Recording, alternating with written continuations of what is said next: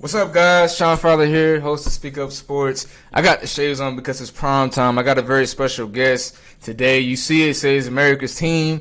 We talking to one of the biggest Cowboy fans I know. That's none other than my father, Sean Fowler Sr., host of Speak Up as well. As you see in the background, Speak Up with Sean Marcus. I'm his son. Speak Up Sports with Sean Marcus Fowler Jr.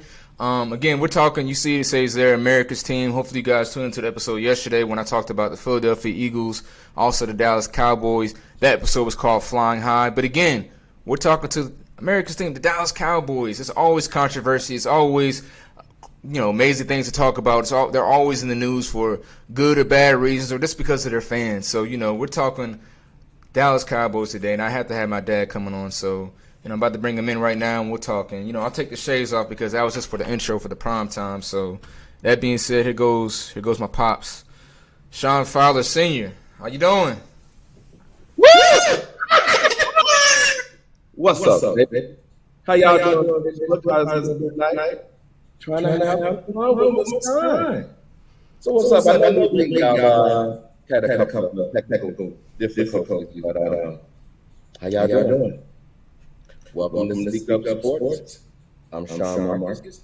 And that little over there is my son. Representing like a handsome young man. You talk to me. What's up with you, young brother? I'm doing fine.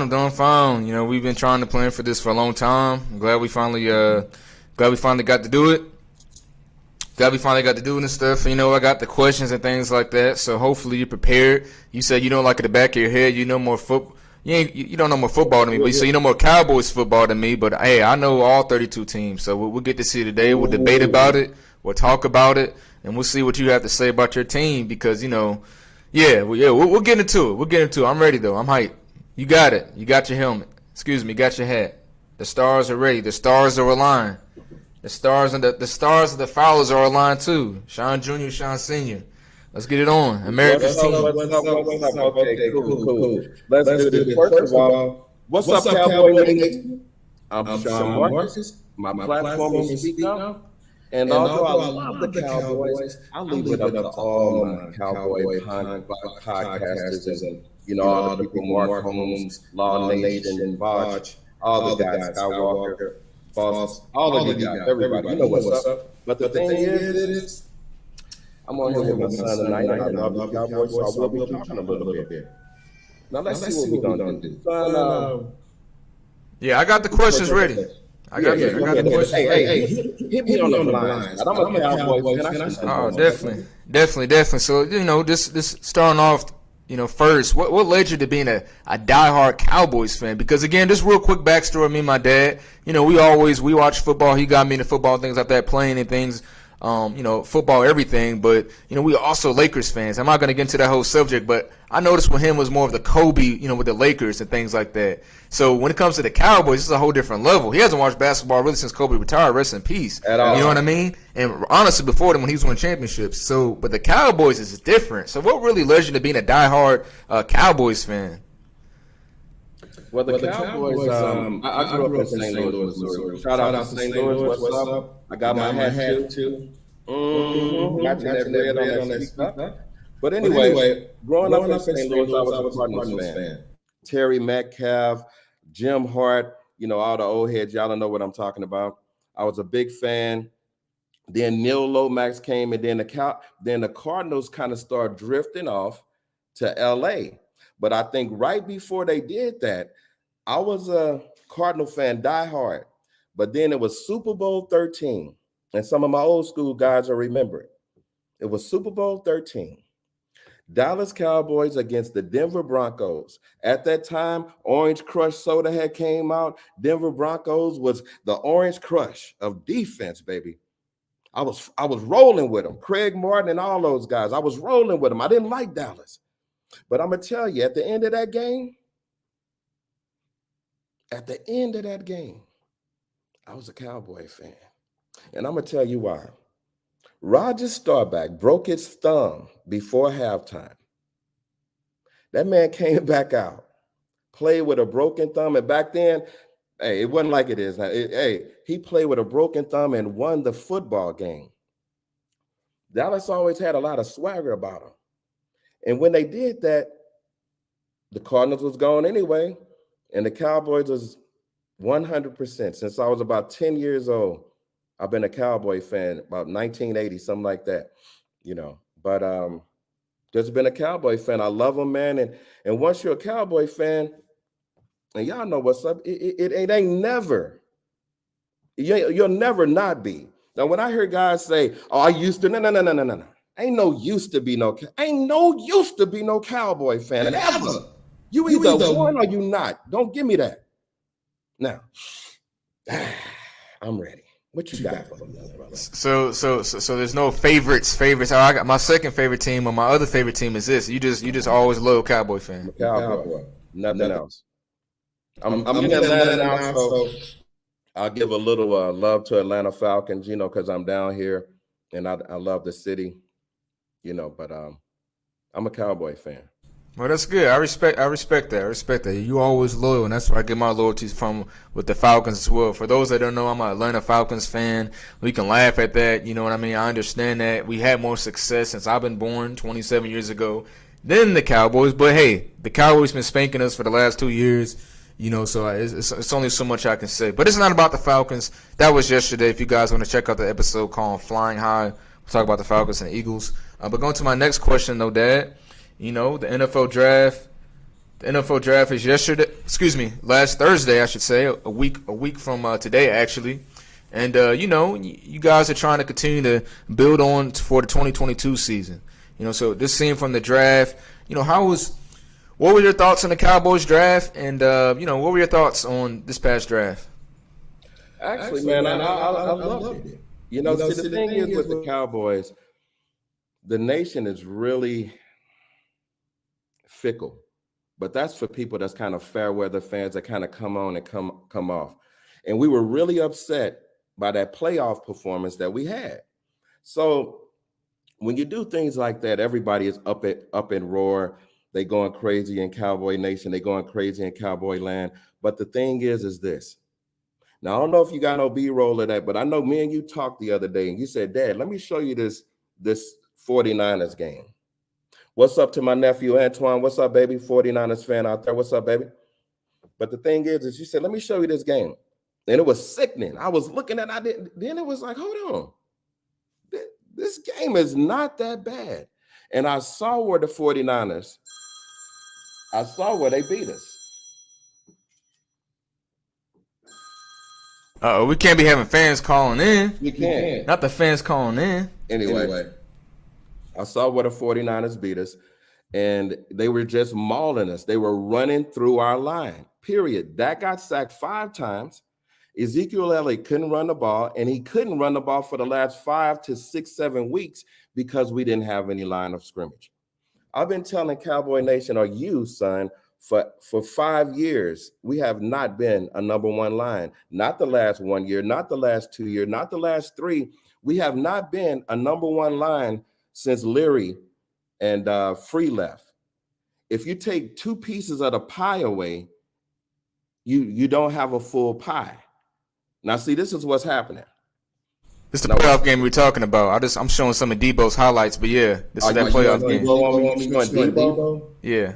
Oh. There it is right there. Yeah. I know Antoine loved this, but go ahead, Daddy. I'm sorry. Nah. This is a train of thought. But this is the thing. Check your comments. Make sure everything is good. I know somebody has said check your mic. That's probably when we were talking. You might have been going when we were offline. Okay. No. I'm muting myself. Go ahead. I see it. I got you. Okay, here we go. So the thing is this. When the Cowboys, when they're doing this right here, so you asked me how the draft is. With the draft of the Cowboys, they did well because what San Francisco did to us is they came in there and they slapped it. They slapped us. I ain't gonna go there, but they really did. They bust us in the mouth, and we didn't have nothing for them because we were soft. Now this draft, it might not have been all the pretty names and all the good things and the glamorous guys, and we don't need no more of those guys. And remind me, let's go to Amari Cooper because I got plenty to say. But we don't need all that. We need hunger. We need dogs. Period. The Dallas Cowboys are already playoff bound. We don't need to talk about the Dallas Cowboys. The fans don't need to say nothing. We don't need to get hyped or nothing until they go to the championship. Because until then, it's just fluff. It don't mean nothing unless they get to the championship. I love the Cowboys. I can't wait to watch them. But hey, we got to go to the championship or bust. Other than that, that's why Cowboy Nation is flipped upside down. But we still love our boys. What's up? No, that's true. That's true, and I respect that too because going into last year in that playoff game, you was. I understand when you a diehard fan, and it's been a while since you really had a meaningful win. You know what I mean? You just hype. We gonna do this. We gonna do that. You were saying, well, man, forget the 49ers. We going to Brady. Brady can't handle us. I'm like, Daddy, you gotta beat the 49ers first. You got to beat them first before you get there. And then, of course, what happened is in Dallas a Sunday afternoon. It was snowing and everything was beautiful outside. Boom, boom. Oh, dang, we down 10-0 already. Oh, man. It's 10, 13, and we end up getting beat. One and done. But, no, what I'm saying is, I'm glad. It's good to hear that, it's good to hear basically that, you say, hey, nothing really matters until we make the championship game or that we get there because, hey, sometimes it's a lot of fluff. So all I'm saying is it's good to hear that you're being more honest and just, hey, you know what? I love my team, but I'm not gonna say nothing until we get that meaningful playoff win. So it's good to hear you say that. And that's what the thing is this like I see my man Marvin. What's up, Marv? How you doing, brother? He said that we just they were more physical. And so if you look to the draft, so we can go back to that for 1 second, everybody we got is physical. They dogs. Not pretty, they physical. They beasts, they dogs. The Dallas Cowboys have been too pretty for too long. We tired of being pretty. The one thing I gotta admit and admire about the 49ers, when I do, they come hungry and they young and they fight.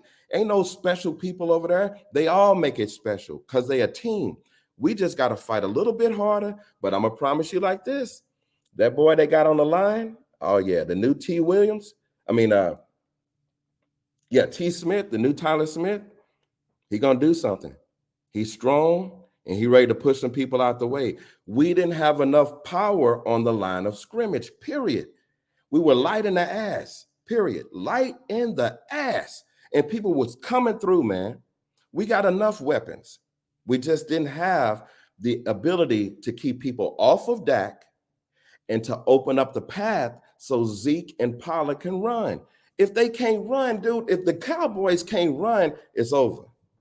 It's over. Go ahead. So it sounds like you were pretty happy that they ended up getting an offensive lineman for the first pick because that's something that you've been voicing saying you need. Shout out to my guy Markim. He was saying, hey man, he's a diehard Cowboys. I guess he's diehard. He's a Cowboys fan as well, and he was like, y'all need a big defensive back because Diggs is really kind of like a big DB, maybe like a Xavier Rhodes, 6'1", maybe 215. But you were like, nah, man, we need to get. We need to start with the line first because the line opens up the holes obviously for the running backs. Right. So let me just ask you this, and this is kind of off script though. So do you feel like Zeke can still does he still have that elite ability, or do you think it's he kind of lost a step slash is the offensive line, or do you still feel like y'all need to be kind of that more of a balanced team with more running and feeding Zeke, or is it has he lost a step, or is just the O line? I know I'm kind of throwing all questions, but yeah. How do you feel about Zeke? Let me just ask you. How do you feel about Zeke? Zeke is still a great running back. He really is. But I'm sorry, even you play running back, right? You had a tactic of hitting the hole fast, but there you go. Come on. But if it's no hole, you ain't going nowhere. Zeke didn't have no holes really. Now, I ain't saying all the time. I think Zeke was playing injured. Now, why they played Zeke while Zeke was injured, who knows? Maybe it's the money. You know what I'm saying? But you can't tell me Zeke saying, I'm not going to get out. No, you get out. We losing. Pollard is great and he ready. We need domination on the line. Now we got Tyrone Smith and Tyler Smith guard and tackle side by side, 6'5", 350 and up. Let's go. That hole is going to open. Also, it's going to keep the people off of Dak. Believe me, the Cowboys already got the team. They just needed a few more pieces and a change of attitude and culture. The attitude. They too privileged in Dallas. They superstars. Nah, go back. Remember in Rocky 3, when Rocky got too hyped up and he was all over, and Mick was like, "What about today, Rock? What about today? Where we at?" Now we here. When Mick was there, Rocky was getting too fancy. He had to go back with Apollo after he lost to Clubber Lane. He had to go back to Apollo, back to the hood, back to the dirt, back to the funk, right? That's what the Dallas Cowboys need to do. We too pretty. I agree. I agree with that. I agree with that. It seems like it's the Jerry Jones dilemma thing. It's like I got the fresh billionaire stadium right here. We call it the Jerry. We don't even know what it's called. AT&T Stadium. We always say it's Jerry's world. Don't disrespect us because we futuristic and we innovative. Don't disrespect the Cowboys for that. I'm not. You didn't let me finish. I'm just being honest. Watch yourself, son. All I'm saying is this though. Is that when you talk about the privilege and the pampering and stuff, a lot of people who aren't diehard Cowboys fans, they always point to the top. And who's at the top? Oh, the general manager? No, that's Jerry. Oh, the owner? Yeah, that's Jerry too. So maybe it has to do with something a little bit. Do you think maybe it has to do something with Jerry? And again, I don't want to get off the script, the questions and stuff we got. Of course, we can go all over the place, but I definitely want to hit these for you. So, we talked about the draft. We talked about. You mentioned Amari Cooper. So let me ask you this: some of the players that left, how do you feel about that? Randy Gregory, Amari Cooper, Cedric Wilson. So how do you feel about that? Randy Gregory, bye. I ain't got time for you. Bro, listen. If it wasn't for Jerry and the Cowboys, Randy Gregory wouldn't even been in the NFL. I really believe that. I ain't trying to throw no salt on nobody. That ain't what I do, is speak up. Y'all know that. But without the Cowboys, Randy Gregory probably would have been out the league about 3 or 4 years ago. Period. Now, Randy Gregory, best year he ever had was 6 sacks. Period.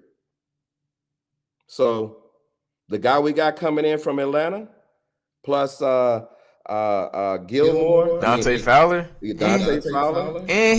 Hey, but you know what? Did he not have 12 or 13 in one season? Yeah, his first year. Nah, it was about 2 years ago, wasn't it? Nah, it was in Jacksonville. I'll tell you what.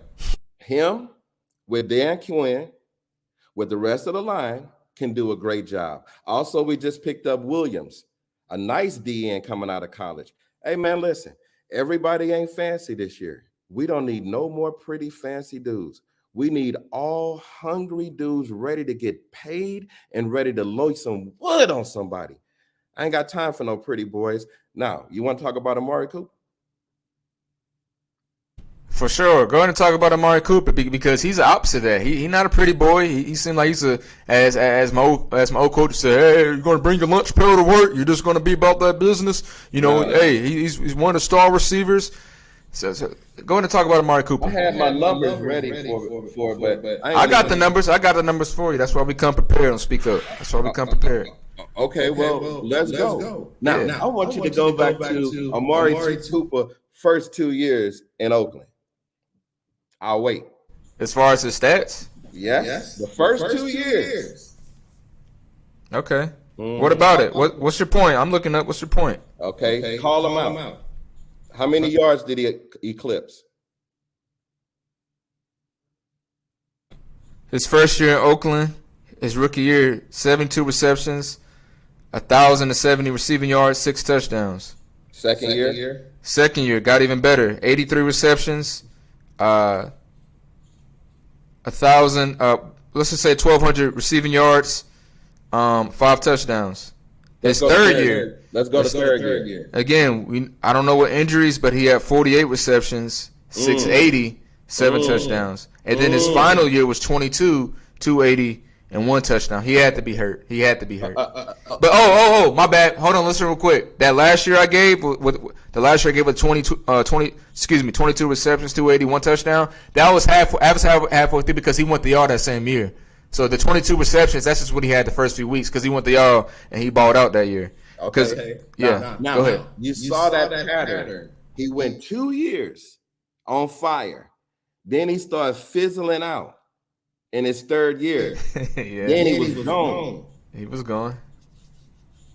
Okay. Give me his first 2 years in Cowboy, including that half year. My bad. Keep unmuting the mic. I got you. So the half of that season when he played with y'all, what was it? Probably like 7 games. 53 receptions, 725, 6 touchdowns. That's pretty good for half a season. For half the season. 2019. Come on. Dak's breakout year. 79 receptions, 1,200 receiving yards, 8 touchdowns. Solid. 2020, the year that Dak got hurt, 92 receptions, 1,100 receiving yards, and 5 touchdowns. That's actually not bad. And this past season, I'm going to get into that. Oh, I was just going to say it.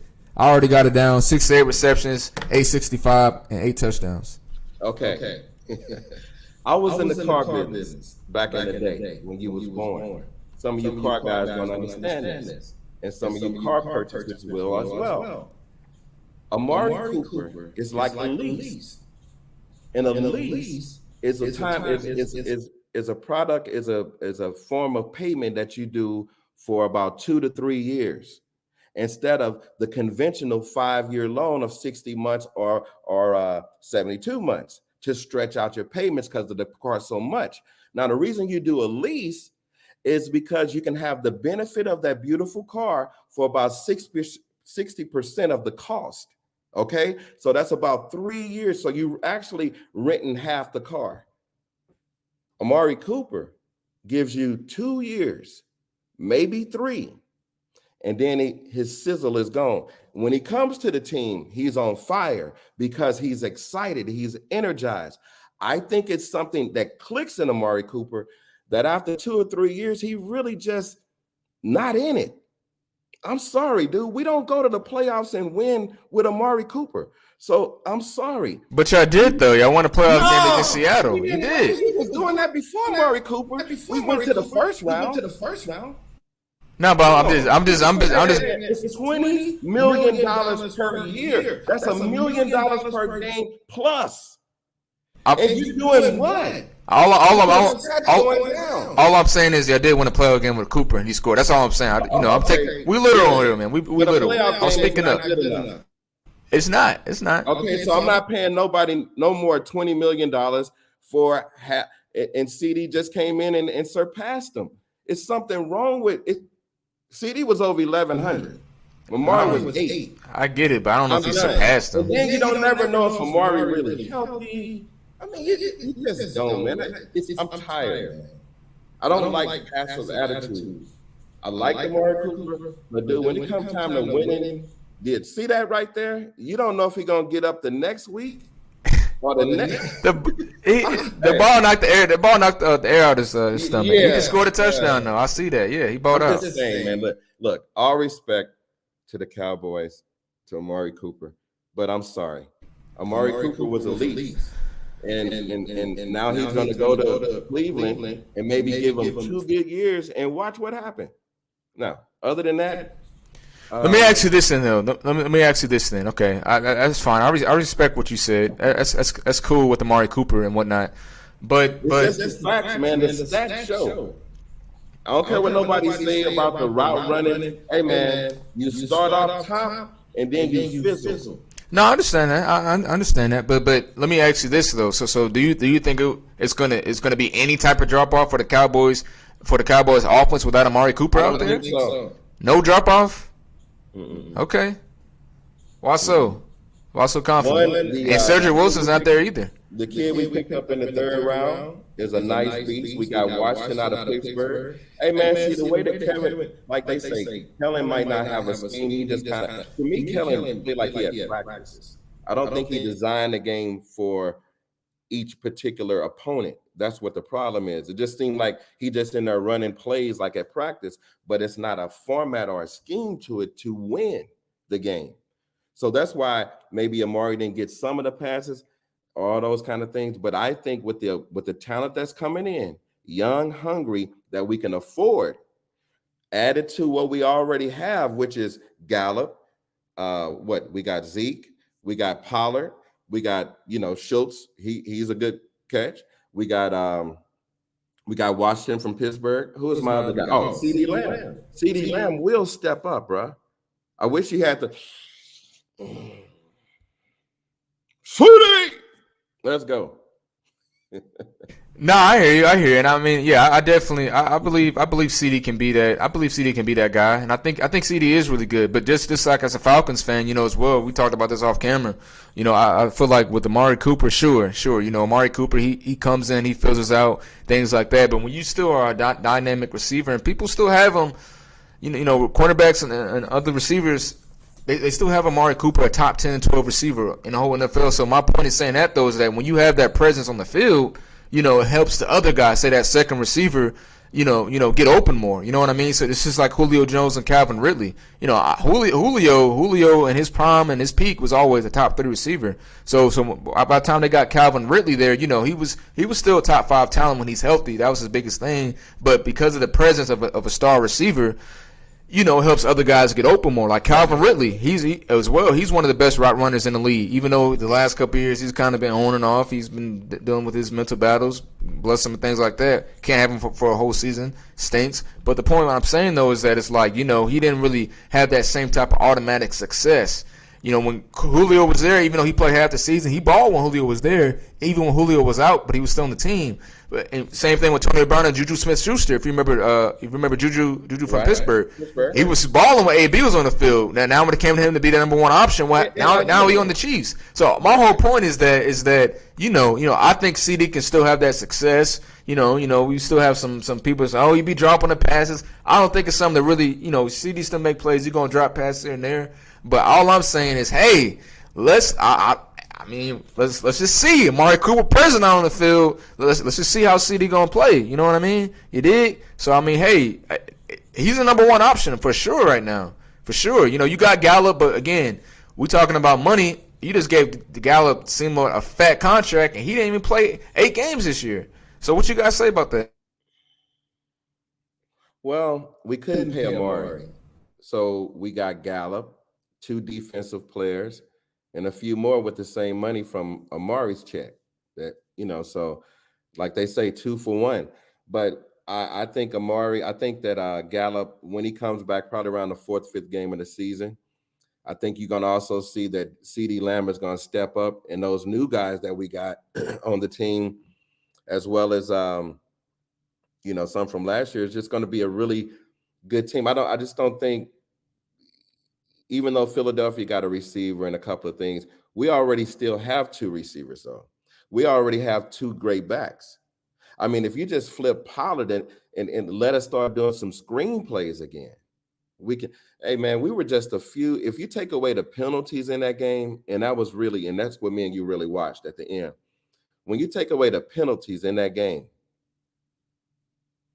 every time we had a good drive, it got faltered by that penalty, man. And I mean, in the second half, they really didn't score. No, I understand that. So going back to the receiver question though, as far as the players that left, we saw CD highlights right here. He balled out that game against New England. I remember. Shout out to Uncle Matt, a former Cowboys fan, now a Dolphins fan. He was watching that game. He was hyped up. This is CD definitely breakout performance. And I'll say real quick that CD had 79 receptions, 1,100 yards, and 6 touchdowns. So he did. If you want to compare stats, he had 11 more receptions than Amari Cooper. He had over 200 more receiving yards than Amari Cooper. 2 less touchdowns. And again, we know what Amari Cooper, did he play the full season? I can't remember for a fact. But hey, CD did. He definitely performed. You know what I mean? Even his rookie season was really well. Even though Dak only played 4 games, he had very similar stats there. And there goes a big play against New England again, if you see in the B-roll. But at the same time, I like CD. There it is. He showed it. I like CD. You know what I mean? I think he can be that. He could be that number one option. I don't know. I just feel like sometimes we got to give respect to Amari Cooper. But you know what, Dad? I understand what you said though. It's about to fizzle out. It was awesome. It was great. Great point out the stats beginning in Oakland. And then the last 2 years, what were they? So that was good that you pointed that out, because I didn't think about that. I didn't think about his last couple of years in Oakland, because at the time when they traded the Cowboys, I was like, what is John Gruden doing? Why would he trade away Khalil Mack and Amari Cooper? He lost it, man. He didn't see that fire. But that was his first year there. man, look, coach. Hey, when I was coaching football, what did I ask? I say, let me see your eyes, man. If it ain't in your eyes, it ain't in your heart. If it ain't, it's not. It gotta be in your eyes, man. It tell the whole story. I even see Dak on some of them games. You know what I'm talking about? I done pointed it out. Let's get to Dak now. Let's get to Dak now. I love Dak, but Dak be worrying me sometimes, man. He got that look on his face. I'm glad you mentioned Dak. Let's go into transition over to Dak real quick. So with Dak Prescott, I mean, obviously the last few years, we've always talked about Dak and the contract, this and that. I want to give you this, you were indecisive with stuff. Pay Dak. Don't pay Dak. Pay Dak. No, I ain't give you nothing. Go get Cam. Don't get Cam. He smoked too many cigars. So with Dak Prescott, this is the whole take. This is the Cowboys, the face of the franchise. Tony Romo got hurt. Dak came in. I said, and I'll go in and say this. I told my dad when he was out of Mississippi State, I said, Daddy, y'all got Dak Prescott? That's a steal. Because I like this story. Real quick, again, Dak Prescott story. I always admire, people who go through adversity. His mom passed away from breast cancer and stuff like that, and I was seeing when I was on a college bus going, I saw what Dak was doing in Mississippi State. He was a really good quarterback. I saw his story, and he kind of reminded me a little bit of a Tim Tebow. He was a big guy but can move with his legs. Pretty strong arm. He was good. So I couldn't believe that he dropped to the fourth round. And seeing that Dallas got him, I was like, hey, if this dude plays, Dak can be that guy. So I believed in Dak from the get-go. Now, let me just ask you this. Dak now, though, coming, I believe this is his sixth season, I believe? Fifth or sixth season. Do you feel like Dak can lead the team to the big game? The big game doesn't have to mean the Super Bowl. The big game for the Cowboys. Let me get from the mic. I'm all up on the mic. Tell me. Pull it till you relax. I did. It's as far as I can go. All right. Do you think Dak can make it at least to the NFC Championship game? Yes. Because that's the big game for y'all. Because you haven't been, ever since I've been born, literally, y'all haven't been back. 27 years. So my point. You give me some blocking, we good. Is it just blocking? Give me some blocking. We got plenty of weapons, do we? We got too many weapons. But it's Dak, though. You had those weapons this year, and we seen what happened. So didn't have any blocking, brother. Okay. He got sacked 5 times in a playoff game. We had 12 to 14 penalties in one game, and it was the playoff game. You know good and well, if you got 4, 5, 6 penalties in a game, you got a good chance of losing. So I'm just saying, get rid of the penalties. Give me some blocking. The Dallas Cowboys right back in the seat. I don't care what nobody else in the NFC do.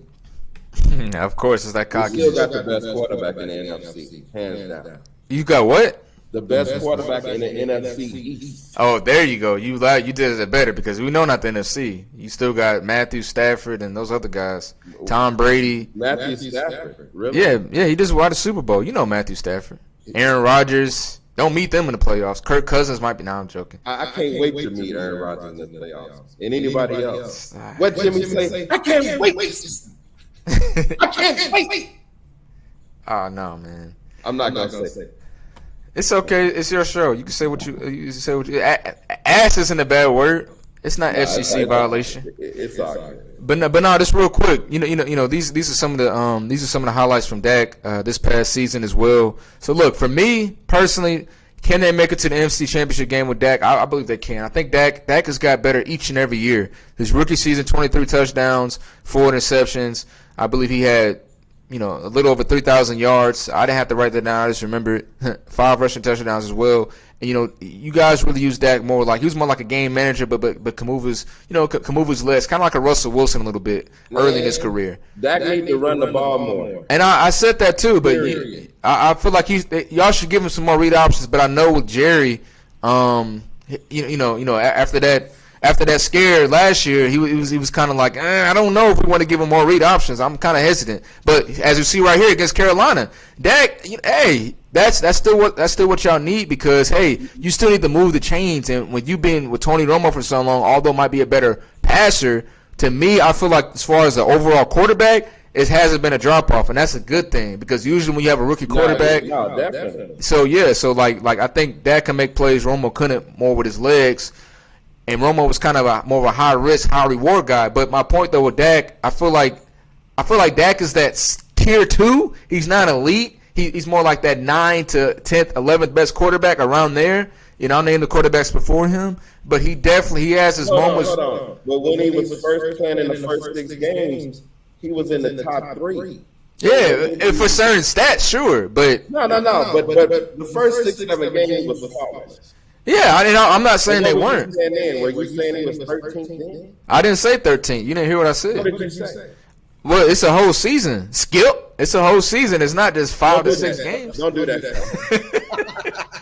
Exactly. So, like, a good move by Cedric. So, my point, though, with Dak, again, 4,500 passing yards last year, 37 touchdowns, dang, and 10 interceptions. You know what I mean? So, those are some awesome stats. And he only played 16 games because they have an added game on top of that this year with the 17. Dak missed that Sunday night game against Minnesota. So, I think Dak is the real deal. I think he's very good. But it's something with Dak, like you say. Let me go ahead and skip this ad. It's something with Dak, though. It's something with Dak as far as the only thing with Dak is like he's great, but like you said, sometimes it's that it's like you can get to him. If you get pressure on Dak and you start getting in his face and he's not having that protection, can he make plays? Because you can say that, like you said, if you get protection, you can say that with a lot of NFL quarterbacks, Daddy. Because all these guys are still NFL quarterbacks. I'm not saying every single one. They still might be inaccurate. You know what I mean? But if you get protection, a lot of these guys, most of them are going to destroy you. So it's about, can you make plays when getting pressure? And again, we see with Dak on the B-roll against the Giants. And I'm going to let you speak about 10 more seconds. No. That's good stuff. Senator Ronnie, hold on real quick. Let me finish. Let me finish. So, but nah. So, like with Dak, I think he's that guy. I just need to see more. I don't know. He's very good. He's just not great. He's very good. He can make the plays, but when it comes to crunch time, I'm 50-50. Ugh. Like Uncle Matt. Ugh. I don't know. Is he going to make the plays? He not.